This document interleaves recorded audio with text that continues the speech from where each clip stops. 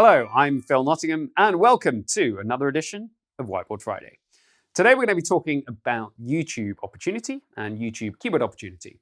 So how can you work out what the value is of a given keyword on YouTube? How can you assess the opportunity in the same way that you might with Google? So for those of us experienced in SEO, we have a way of doing this that relies on sort of metrics that you get in tools like Moz, metrics like search volume, keyword difficulty, and organic CTR. Search volume is going to show you the overall demand for a given query.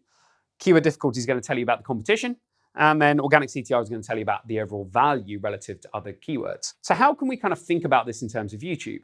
Well, firstly, it's good to notice that YouTube is slightly different from Google in terms of a search engine. Yes, it's driven partially on search, but it's also a discovery engine for content in a much broader way. You can get views on YouTube through the YouTube homepage, through the subscriber feed, through suggested videos, and other methods across the platform. So YouTube kind of sits halfway between a search engine and a social network.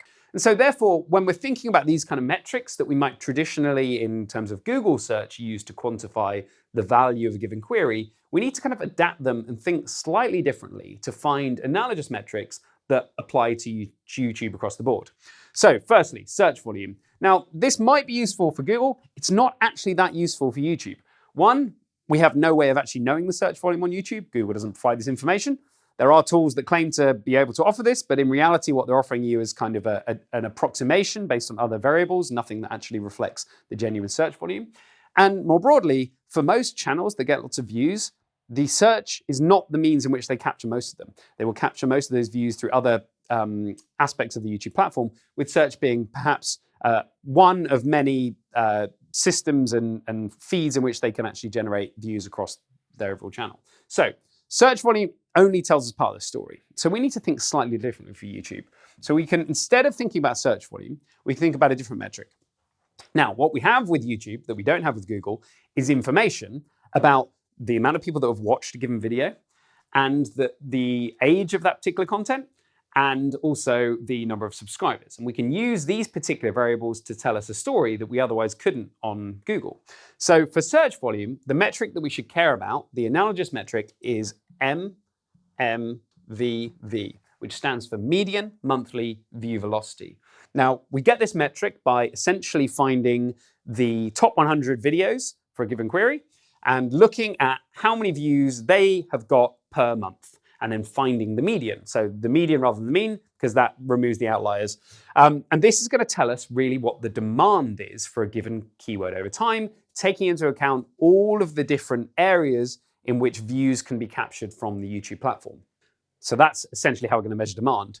For keyword difficulty, well, we need to think about a different metric that's going to tell us about the competition.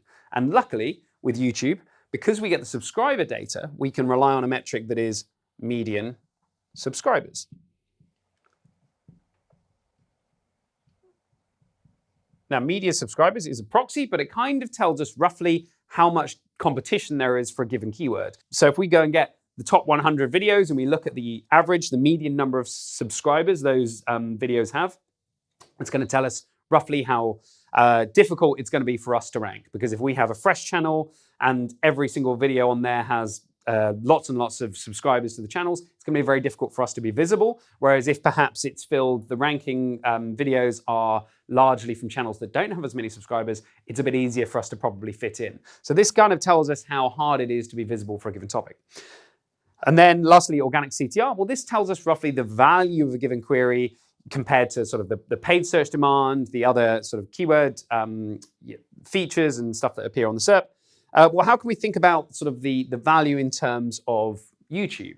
Well, we don't have some of those things, but what we do have on YouTube is the average age of the content. So we can look at the median age.